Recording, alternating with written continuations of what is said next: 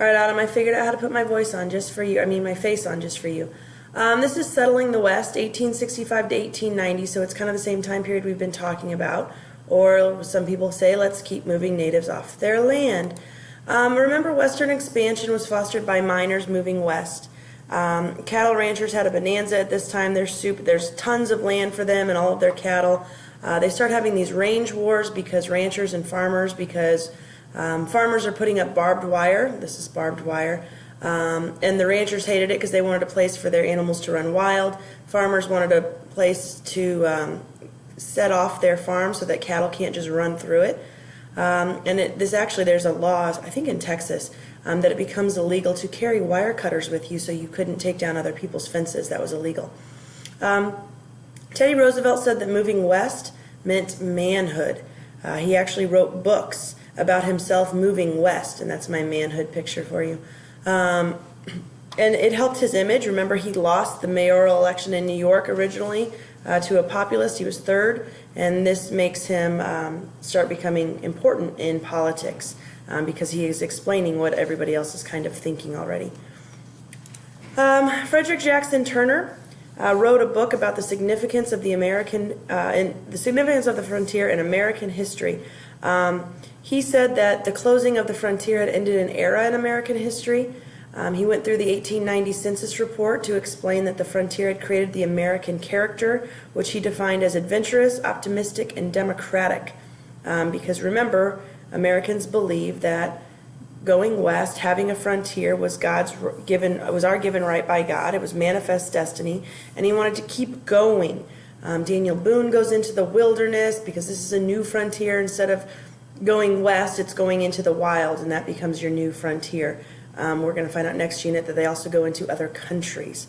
And in this book, Frederick Jackson Turner also illustrates the psychological power of the frontier and the revitalizing opportunities that are being deleted because the frontier is also being deleted. The Great West, or the American Desert. There are a ton of people living in this area, and by a ton I mean more so different types of people. A flood of whites go into this area after the Civil War. Some of that is from that Homestead Act. Remember, we talked about, if you have this land for 5 years and you make it better than when it started, you get to keep it. And we talked about the problem with that is who determines whether it's better or not. Some of these people were losing this land because they didn't make it better. Also, before this area in the Southwest, there's mostly just Mormons.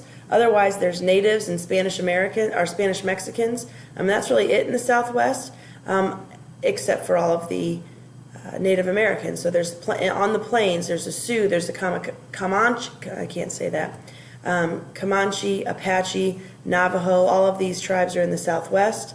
By 1890, the entire area is carved into states except for the 4 territories of Utah, Idaho, and the Dakotas. And if you can kind of look into this, Utah, Idaho, and the Dakotas at this point in time they're up here. But they are, it's desert land or no man's land kind of thing. But this expansion of people going into the West was taken on by that Homestead Act of 1862. But again, that's the Homestead Act that a lot of people lose some land on because they can't prove it's better. African Americans are also trying to leave the South, and they end up there too. And there's a clash between the new white settlers and the natives. What else is new? The natives end up being outnumbered 10-1. The Spanish had introduced horses to the Native Americans, and so now the natives are more nomadic and warlike, and now they're competing for new resources. And so it's a different group of people than what the colonists had run into originally. They're more nomadic, especially in the Southwest, because that's the area where the Spanish were originally, and so they have horses brought to them by the Spanish, and they know what it's like to be warlike and compete for resources. The government policy towards natives, government considered them independent nations. Why is this bad and why is this good? Well, the nice thing is that the government is supposed to be making treaties with them, which they do, Of course, they continue to break the treaties, but at least they are able to negotiate with each other, which is probably the only good thing about this. The bad thing about this, of course, is the Native Americans were here first, and now we are treating them as a totally different nation. And they were here first. They should be citizens of the United States, but they are not treated as citizens of the United States, and they won't be for quite some time. They start herding Indians, or natives, into smaller areas. They break their treaties that they've made with them, of course. And they create something called the Bureau of Indian Affairs, or the BIA. And they are in charge of the reservations. They take over Indian tribes. Other Indian tribes are hoping to be recognized by the United States, so they kind of come together as a force to be reckoned with. And the Bureau of Indian Affairs gives the Sioux the Black Hills area, which is in North Dakota, and that's why North Dakota, they're fighting, they're called the Fighting Sioux, that's their mascot. But this is a picture of the Black Hills area. It's really pretty, but it's desert-like. And here is Mount Rushmore, which is on what is also like the Black Hills area. Then there becomes warfare.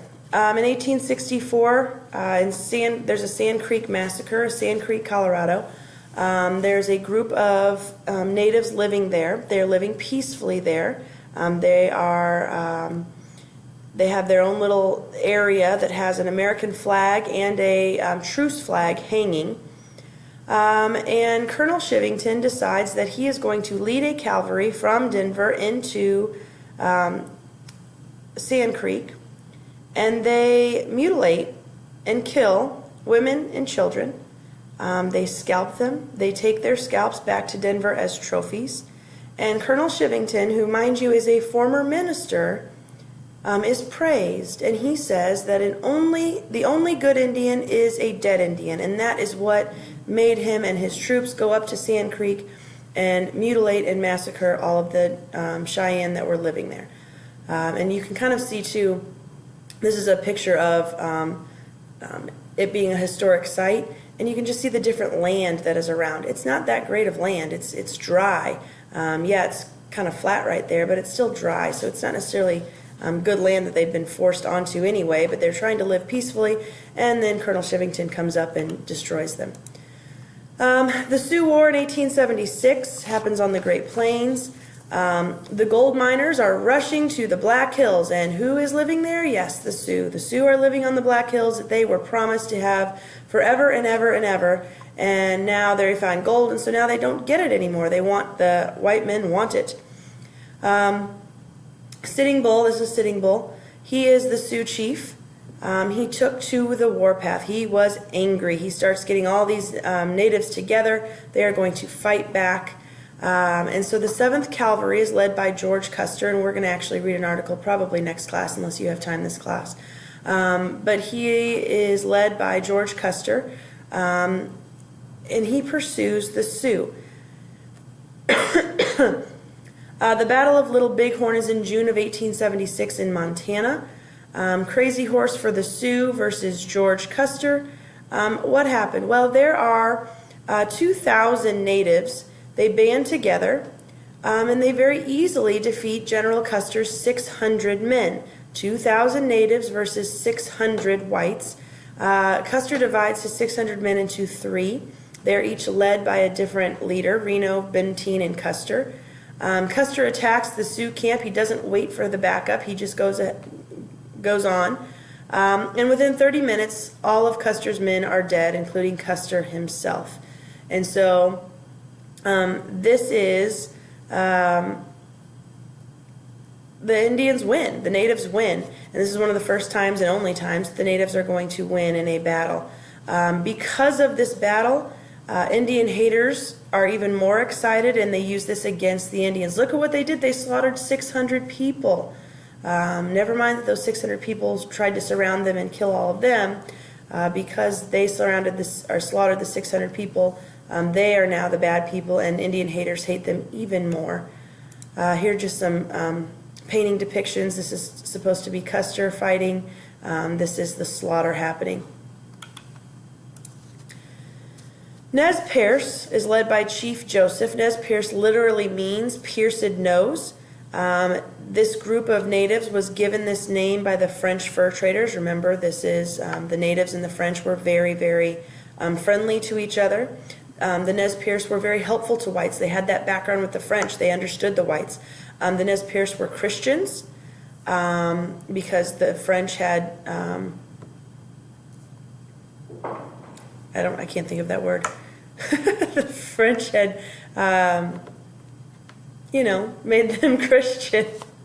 And they were very peaceful. They helped Lewis and Clark when they were going through Louisiana territory and figuring out what we had left there. They lived in Oregon and Idaho. They were told they had to get out of their homeland or be forced out because, of course, the white man found gold. And so they were being forced out of their homeland. The Nez Perce decided that they were going to flee to Canada. They weren't going to stay there. They weren't going to get put on a reservation. They were just going to leave. They were leaving very peacefully. But a couple of the natives decided, a couple of the natives' brother was killed by a white man. And as they were being followed, a few of the Nez Perce decided they were going to avenge their brother's death. And so they ran back, backtracked, and killed a few white men in the process, and then tried to join the Nez Perce to go back to Canada. But because now they had killed a few of the white men, they were actively pursued, and they were surrounded by 2,000 soldiers, and they were caught 30 miles from the border of Canada. Many by this point are sick. A third of them die. They try to put them on reservations. There is still a reservation in Washington in which many of the Nez Perce live on. Their descendants still live. They're not them themselves. But Chief Joseph, who led the Nez Perce in trying to lead them into Canada, said, "I will fight no more forever," and just gave up. Then we have the Battle of Wounded Knee, and this is the last major clash between Native Americans and whites. The issue was, after they were surrounded, there's a dream. They have this dream that if we all band together, all the native tribes band together, and we start doing this dance, they're going to bring our buffalo back. Well, the problem with the buffalo was, as many people were moving west, the army would just tell them to kill buffalo. If you know anything much about natives, you know that they use every single piece of the buffalo. They use the skin for clothes. They use every single piece of the buffalo. They use the meat or the muscle for meat, and they eat it and everything. But they used every piece of it, and they only killed what they needed. And the army goes through and kills all of the buffalo on purpose. And so they want the buffalo back. And so they believe that if they all band together and they do this dance that they call the ghost dance, that they will be stronger than the white people and they will win. This dance scares the army and it scares other whites. And the whites that had seen the dance urged the government to do something. It looks scary. They're going to all kill us. They are a scary group of people. Do something. And so eventually the government comes and surrounds them.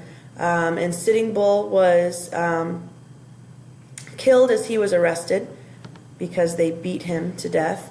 300 Sioux were massacred in December. And then there is this short video, and I'm actually going to stop because I can only do this for 15 minutes and I'm at 14. But there's this short video, so go ahead and stop and watch this video and then come back and watch the next screen.